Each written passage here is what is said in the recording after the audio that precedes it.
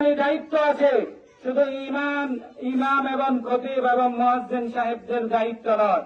প্রত্যেকটি মুসলমানের সে যেই শ্রেণীর হোক, রিক্সাওয়ালা হোক, ঠেলাওয়ালা হোক, শিল্পপতি হোক, সাধারণ একজন মানুষ হোক, ছাত্র হোক, সকলের ইমানই দায়িত্ব আমাদের কোন মুসলমান যেন ইমান হারা না হয়। আমাদের কোন ভাই যেন হিজবুত তাওহীদে প্রবেশ না করে, আমাদের কোন ভাই যেন ইমাম সেলিমের কথা না শুনে। ইমাম সেলিমের কিছু বক্তব্য আপনারা শুনতে পাবেন ইতিমধ্যে। তারা ফেনী এবং নোয়াখালীকে টার্গেট করেছে।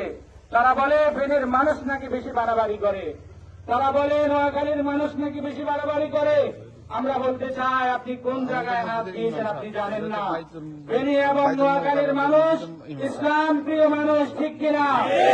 ফেনী এবং নোয়াখালীর মানুষ কোরআন প্রেমিক মানুষ, ঠিক কিনা? ফেনী এবং নোয়াখালীর মানুষ মুহাম্মদুর রাসূলুল্লাহ সাল্লাল্লাহু আলাইহি ওয়াসাল্লামকে এদের কলিজার চাইতে বেশি ভালোবাসে, বলেন আল্লাহু আকবার। এজন্য ফেনীর মানুষ আপনাকে রাত ভাঙা জবাব দিবে।